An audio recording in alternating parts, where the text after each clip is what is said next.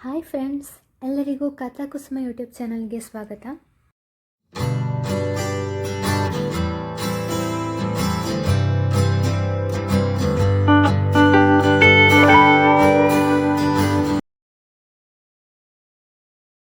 ಇದು ಪ್ರೀತಿಸಲು ಕಲಿಸಿದವನು ನೀತಾನೆ, ಸಂಚಿಕೆ 3. ತಂದೆ ತಾಯಿ ಇಬ್ಬರು ಬೆಂಗಳೂರಿಗೆ ಹೋಗುವ ವಿಷಯ ಮಾತನಾಡುತ್ತಿದ್ದುದನ್ನು ಕೇಳಿಸಿಕೊಂಡ ಪುಟ್ಟ ಋತ್ವಿಗೆ ಹೃದಯವೇ ನಿಂತಂತೆ ಭಾಸವಾಯಿತು. ತಂದೆ ತಾಯಿ ಅನಿಸಿಕೊಂಡವರು ಯಾವತ್ತೂ ಪ್ರೀತಿಯಿಂದ ಮಾತನಾಡಿಸಿದ್ದಾಗಲಿ, ಪ್ರೀತಿ ವಾತ್ಸಲ್ಯದಿಂದ ಅಪ್ಪುಗೆ ನೀಡಿದ್ದಾಗಲಿ ನೆನಪಿಲ್ಲ ಅವಳಿಗೆ.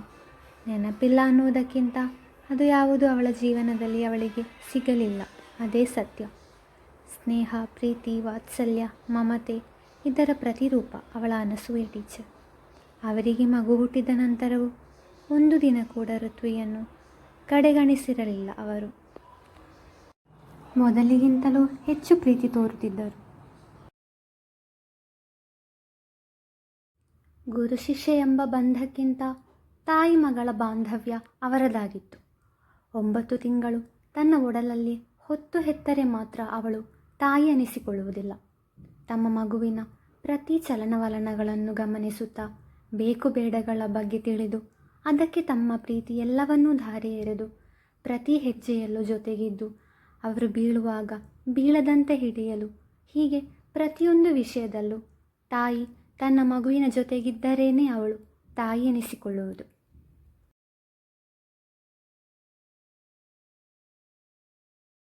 ಎರಡು ವರ್ಷಗಳಿಂದ ಅವಳ ಜೀವನದಲ್ಲಿ ಪ್ರೀತಿಯ ಬೆಳಕು ಚೆಲ್ಲಿದವರು ಅನಸೂಯರವರು ಹಾಗೂ ಸೃಷ್ಟಿ. ಅವರಿಂದ ದೂರವಾದರೆ ಮತ್ತೆ ತನಗೆ ಯಾರಿದ್ದಾರೆ ಎಂದು ಯೋಚಿಸಿದವಳೆ ತನ್ನ ಇಷ್ಟದೇವನಾದ ಗಣೇಶನಲ್ಲಿ ತನ್ನ ಮನಸ್ಸಿನ ದುಗುಡವನ್ನು ಹೇಳಿಕೊಂಡಳು. ಅವಳ ಮಾತಿಗೆ ಬರೀ ಮುಗುಳ್ನಗುವಷ್ಟೇ ಆ ಗಣೇಶನ ಉತ್ತರವಾಗಿತ್ತು. ರೇಖಾರವರು ಋತ್ವಿಯ ಬಳಿಗೆ ಬಂದು, ನೋಡು ಋತ್ವಿ, ನಾಡಿದ್ದು ನಾವು ಬೆಂಗಳೂರಿಗೆ ಹೋಗ್ತಾ ಇದ್ದೀವಿ. ನಿಮ್ಮ ಅಪ್ಪನಿಗೆ ಅಲ್ಲಿ ಕೆಲಸ ಸಿಕ್ಕಿದೆ. ಇನ್ನು ಮುಂದೆ ನಾವು ಅಲ್ಲೇ ಇರೋದು ಎಂದರು. ಮತ್ಯಾವತ್ತೂ ಇಲ್ಲಿಗೆ ಬರಲ್ವಾ ಅಮ್ಮ? ನೋವಿತ್ತು ಅವಳ ದನಿಯಲ್ಲಿ. ಹೇಳಿದರೆ ಅರ್ಥ ಆಗಲ್ವಾ ನಿನಗೆ? ನಾಳೆ ನಿನ್ನ ಪರೀಕ್ಷೆ ಮುಗಿಯುತ್ತೆ. ಆಮೇಲೆ ನಿನ್ನನ್ನು ಅಲ್ಲಿ 4ನೇ ಕ್ಲಾಸ್ಗೆ ಹೊಸ ಶಾಲೆಗೆ ಸೇರಿಸ್ತೀವಿ, ಗೊತ್ತಾಯ್ತಾ ಎಂದಾಗ ಮರು ಮಾತನಾಡದೆ ತಲೆ ಆಡಿಸಿದಳು. ಮರುದಿನ ಶಾಲೆಗೆ ಬಂದವಳು ಮೌನವಾಗಿ ಕುಳಿತಾಗ, ಋತು ಏನಾಯಿತು ಎಂದು ಸೃಷ್ಟಿ ಕೇಳಿದಾಗ, ನಾನು ಮತ್ತೆ ಒಂಟಿ ಆಗ್ತಿದ್ದೀನಿ ಸೃಷ್ಟಿ ಎಂದು ಉತ್ತರಿಸಿದಳು.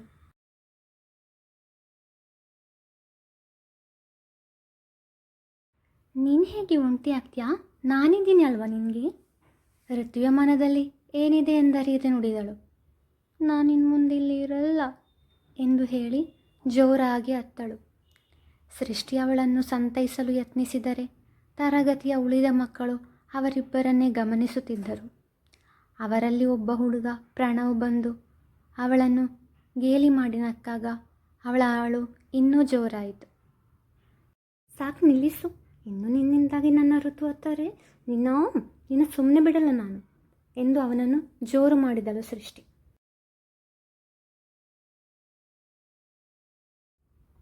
ನೀನು ನನ್ನನ್ನು ಏನು ಮಾಡ್ತೀಯಾ? ನಾನು ನಿನ್ನ ಋತುನ ಇನ್ನೂ ಅಳಿಸ್ತೀನಿ ಎಂದವ. ಮತ್ತು ಯಾರಾದರೂ ಹೀಗೆ ಅಳ್ತಾರಾ? ಹೀಗೆ ಅಳುವುದು ತಪ್ಪು ಮಾಡಿದವರು ಗೊತ್ತಾ ಎಂದಾಗ ಇಬ್ಬರೂ ಏನೂ ಅರ್ಥವಾಗದೆ ಅವನ ಮುಖವನ್ನು ನೋಡಿದರು. ನನ್ನ ಮನೆಯಲ್ಲಿ ನನ್ನ ತಂಗಿ ಏನಾದರೂ ತಪ್ಪು ಮಾಡಿದಾಗ ಅಮ್ಮನ ಕೈಯಿಂದ ಹೊಡೆತವನ್ನು ತಪ್ಪಿಸಿಕೊಳ್ಳಲು ನನ್ನ ಹೆಸರು ಹೇಳ್ತಿದ್ಲು. ನಾನೇನು ಮಾಡಿಲ್ಲ ಅಮ್ಮ ಎಂದು ಅತ್ತಾಗ ಅಮ್ಮ ಹೇಳ್ತಾ ಇದ್ರು, ತಪ್ಪು ಮಾಡಿಲ್ಲ ಅಂದರೆ ಯಾಕೆ ಭಯ? ತಲೆ ತಗ್ಗಿಸಿ ನಿಲ್ಲುವುದು, ಅಳುವುದು ಎಲ್ಲ ಹೇಡಿಗಳ ಲಕ್ಷಣ. ತಪ್ಪು ಮಾಡದವರು ಯಾರಿಗೂ ಹೆದರೋ ಅವಶ್ಯಕತೆ ಇಲ್ಲ ಎಂದವನ ಮಾತಿಗೆ ತನ್ನ ಕಣ್ಣೊರೆಸಿಕೊಂಡು, ನಿನ್ನಮ್ಮ ನಿನ್ನ ತುಂಬ ಪ್ರೀತಿ ಮಾಡ್ತಾರೆ ಅಲ್ವಾ ಎಂದು ಪ್ರಶ್ನಿಸಿದಳು. ಎಂದು ಉತ್ತರಿಸಿದನವ. ಅಷ್ಟರಲ್ಲಿ ಟೀಚರ್ ಬಂದರೆಂದು ಮಕ್ಕಳು ಗಲಾಟೆ ಮಾಡುವುದನ್ನು ನಿಲ್ಲಿಸಿದರು. ಪರೀಕ್ಷೆ ಆರಂಭವಾಯಿತು. ಎಲ್ಲರೂ ಬರೆಯುತ್ತಿದ್ದರೆ ಋತ್ವಿ ಅನ್ಯಮನಸ್ಕಳಾಗಿ ಸುಮ್ಮನೆ ಕುಳಿತಿದ್ದಳು. ಋತ್ವಿಯನ್ನು ಗಮನಿಸಿದವರಿಗೆ ಏನೋ ಬೇಸರದಲ್ಲಿ ಇದ್ದಾಳೆ ಅವಳು ಎಂದು ಅರಿವಾದರೂ ಶಾಲೆ ಬಿಡುವ ವೇಳೆಗೆ ವಿಚಾರಿಸಿದರಾಯಿತು ಎಂದುಕೊಂಡು ಪರೀಕ್ಷೆ ಬರೆದಿದ್ವಿ ಎಂದಷ್ಟೇ ಹೇಳಿ ಸುಮ್ಮನಾದರು ಅನಸೂಯರವರು. ಸಂಜೆ ಶಾಲೆ ಬಿಟ್ಟ ನಂತರ ಋತ್ವಿಯನ್ನು ಕರೆದವರು ಅವಳ ಬೇಸರದ ಕಾರಣವೇನೆಂದು ವಿಚಾರಿಸಿದಾಗ ತಾನು ಇನ್ನು ಮುಂದೆ ಇಲ್ಲಿರಲ್ಲ, ಬೆಂಗಳೂರಿಗೆ ಹೋಗುವುದಾಗಿ ತಿಳಿಸಿದಳು. ಅವಳನ್ನು ಅಪ್ಪಿಕೊಂಡವರ ಕಣ್ಣಲ್ಲಿ ನೀರು ಜಿನುಗಿತು. ಅಲ್ಲಿಗೆ ಹೋಗಲು ಕಾರಣ? ಅದು ಟೀಚರ್ ಅಮ್ಮ, ಅಪ್ಪನಿಗೆ ಬೆಂಗಳೂರಿನಲ್ಲಿ ಕೆಲಸ ಸಿಕ್ಕಿದೆ ಎಂದಳು. ನಾನು ನಿನ್ನ ಅಪ್ಪ ಅಮ್ಮನ ಹತ್ರ ಮಾತಾಡ್ಲಾ? ಋತ್ವಿಯನ್ನು ಬಿಟ್ಟಿರಲಾಗದೆ ನೋಡಿದರು. ಬೇಡ ಟೀಚರಮ್ಮ, ಆಮೇಲೆ ನಿಮಗೂ ಬೈತಾರೆ ಎಂದವಳಿಗೆ ತನ್ನ ಹೆತ್ತವರ ಸ್ವಭಾವ ತಿಳಿಯದೇನಲ್ಲವಲ್ಲ. ನಿನ್ನ ಬಿಟ್ಟು ಇರೋದಕ್ಕೆ ಕಷ್ಟ ಆಗುತ್ತೆ ಪುಟ್ಟ. ನನಗಷ್ಟೇ ಅಲ್ಲ, ಋತಿಕ್ ಕೂಡ ಅಕ್ಕ ಅಕ್ಕ ಅಂತ ಕೇಳ್ತಾ ಇರ್ತಾನೆ ಎಂದರು ಅವಳ ತಲೆ ಸವರುತ್ತಾ. ನಾನು ಪಾಪುನ ನೋಡಬೇಕು, ನಿಮ್ಮ ಜೊತೆ ಬರಲಾ ಎಂದು ಕೇಳಿದಾಗ ಸೃಷ್ಟಿ ತಾನೂ ಜೊತೆಗೆ ಬರುವೆ ಎಂದಳು.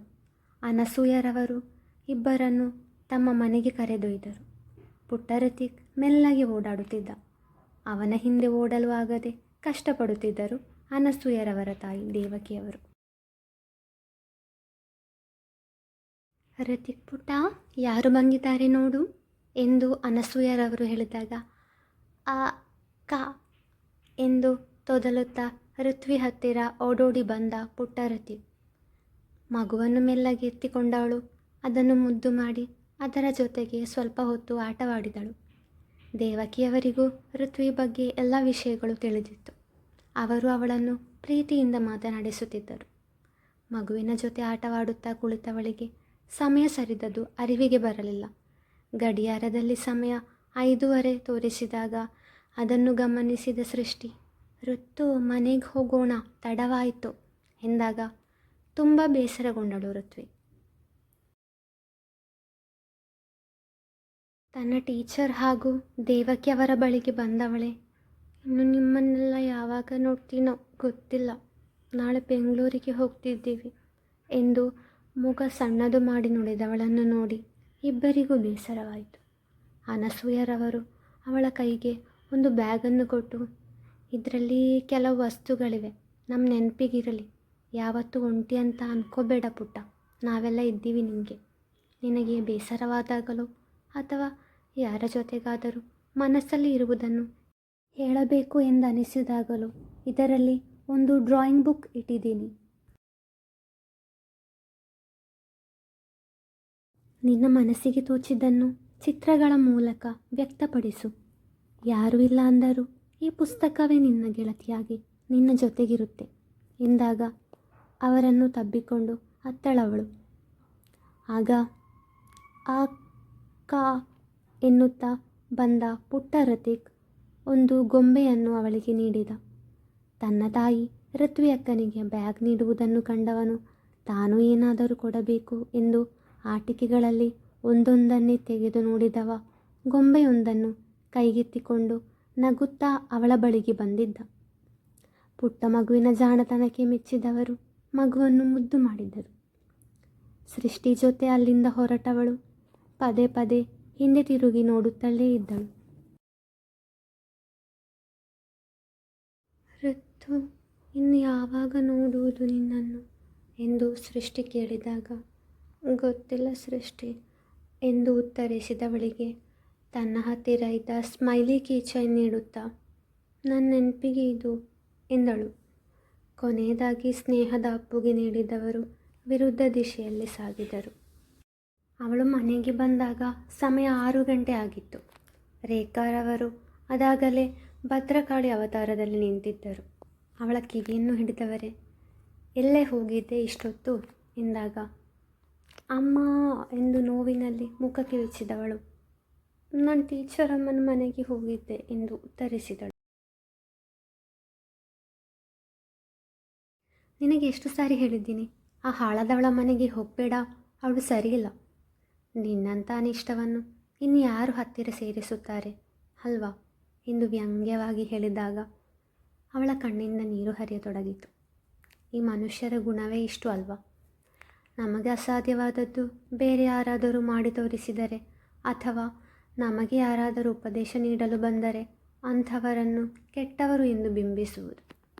ಅವತ್ತು ಋತ್ವಿಯ ಶಾಲೆಯಲ್ಲಿ ಮೊದಲ ದಿನ ಋತ್ವಿಯನ್ನು ರೇಖಾರವರು ತಳ್ಳಿದಾಗ ಅದನ್ನು ಕಂಡ ಅನಸೂಯರವರು ಮರುದಿನ ಅವರನ್ನು ಭೇಟಿಯಾಗಿ, ಚಿಕ್ಕ ಮಕ್ಕಳ ಜೊತೆ ಹಾಗೆ ನಡೆದುಕೊಳ್ಳುವುದು ಉಚಿತವಲ್ಲ. ಆ ಮಗುವಿನೊಂದಿಗೆ ಸ್ವಲ್ಪ ಪ್ರೀತಿಯಿಂದ ಮಾತನಾಡಿಸಿ. ಬೆಳೆಯುತ್ತಿರುವ ಮಗು ಅವಳು. ನೀವು ಅವಳ ಜೊತೆ ನಡೆದುಕೊಳ್ಳುವ ರೀತಿ ಅವಳ ಮನಸ್ಸಿನ ಮೇಲೆ ಪರಿಣಾಮ ಬೀರುತ್ತದೆ ಎಂದು ಹೇಳಿದಾಗ, ಆ ಅನಿಷ್ಟದವಳು ನನ್ನ ಹೊಟ್ಟೆಯಲ್ಲಿ ಬೆಳೆಯುತ್ತಿರುವಾಗ ಶನಿ ನಮ್ಮ ಬೆನ್ನು ಹತ್ತಿತು. ಅವಳನ್ನು ಹೊಟ್ಟೆಯಲ್ಲಿರುವಾಗಲೇ ಸಾಯಿಸಿ ಬಿಡಬೇಕಾಗಿತ್ತು. ಅವಳನ್ನು ಹೆತ್ತದೇ ದೊಡ್ಡ ವಿಷಯ, ಇನ್ನು ಅನಿಷ್ಟದವಳಿಗೆ ಪ್ರೀತಿ ಬೇರೆ ಕೇಳು ಎಂದು ಉತ್ತರಿಸಿದ್ದರು ರೇಖಾರವರು. ಸಾಕು, ನಿಲ್ಲಿಸಿ. ಆ ಚಿಕ್ಕ ಮಗುವನ್ನು ಮಾತಿಗೆ ಅನಿಷ್ಟ ಅನ್ನಬೇಡಿ. ಆ ಮುದ್ದು ಮುಖ ನೋಡಿ ಹಾಗೆಲ್ಲ ಹೇಳೋಕೆ ನಿಮಗೆ ಹೇಗ್ರಿ ಮನಸ್ಸು ಬರುತ್ತೆ? ದಯವಿಟ್ಟು ಅವಳನ್ನು ಪ್ರೀತಿಯಿಂದ ನೋಡ್ಕೊಳ್ಳಿ ಎಂದು ವಿನಂತಿಸಿದರು ಅನಸೂಯರವರು. ಮಕ್ಕಳಿಲ್ಲದೆ ಇರೋ ಬಂಜೆ ನೀನು, ನನಗೆ ಮಕ್ಕಳನ್ನು ಹೇಗೆ ನೋಡ್ಕೋಬೇಕು ಅಂತ ಉಪದೇಶ ಮಾಡೋಕ್ಕೆ ಬರಬೇಡ ಎಂದು ಮುಖಕ್ಕೆ ಹೊಡೆದಂತೆ ಹೇಳಿದಾಗ ಅನಸೂಯರವರಿಗೆ ಆ ಮಾತುಗಳನ್ನು ಕೇಳಿ ಸಿಡಿಲು ಬಡಿದಂತಾಗಿ ಒಂದು ಕ್ಷಣ ಕೂಡ ಅಲ್ಲಿ ನಿಲ್ಲದೆ ಹೊರಟು ಹೋದರು. ತನಗೆ ಮಗುವಿಲ್ಲ ಎಂದು ನೊಂದಿದ್ದವರನ್ನು ಬಂಜೆ ಎಂದು ಹೇಳಿ ಇನ್ನಷ್ಟು ಅವರ ಮನಸ್ಸನ್ನು ಘಾಸಿಗೊಳಿಸಿದ್ದರು ರೇಖಾರವರು. ಒಬ್ಬರಿಂದ ಹೊಡೆತ ತಿಂದರೆ ಆ ನೋವು ಸ್ವಲ್ಪ ಹೊತ್ತಲ್ಲೇ ಮಾಯವಾಗುತ್ತದೆ. ಆದರೆ ಚುಚ್ಚು ಮಾತುಗಳಿಂದ ಮನಸ್ಸಿಗೆ ಆಗುವ ನೋವು ಅಷ್ಟು ಸುಲಭವಾಗಿ ಮರೆಯಲು ಸಾಧ್ಯವಿಲ್ಲ. ರೇಖಾರವರು ಋತ್ವಿಯನ್ನು ಪ್ರೀತಿಸಲಿಲ್ಲ.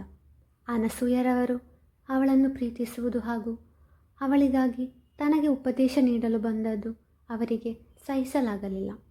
ಅಂದಿನಿಂದ ಅವರಿಗೆ ಅನಸೂಯರವರನ್ನು ಕಂಡರೆ ಆಗುತ್ತಿರಲಿಲ್ಲ.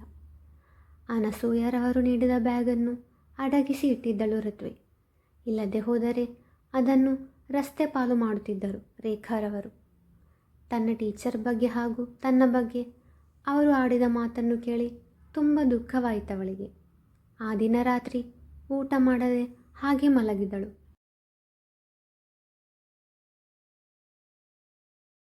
ಊಟ ಮಾಡಿ ಮಲಗು ಅಂತ ಹೇಳುವ ಸೌಜನ್ಯ ಕೂಡ ತೋರಲಿಲ್ಲ ರೇಖಾರವರು. ಮರುದಿನ ಬೆಳಗ್ಗೆ ಬೆಂಗಳೂರಿನ ಕಡೆಗೆ ಸಾಗಿತು ಅವರ ಪಯಣ. ಮುಂದುವರಿಯುವುದು. ಈ ಕಥೆ ನಿಮಗೆ ಇಷ್ಟವಾಗಿದ್ದರೆ ದಯವಿಟ್ಟು ಲೈಕ್ ಮಾಡಿ, ಶೇರ್ ಮಾಡಿ, ಹಾಗೆ ನಮ್ಮ ಚಾನೆಲ್ನ ಸಬ್ಸ್ಕ್ರೈಬ್ ಮಾಡಿ.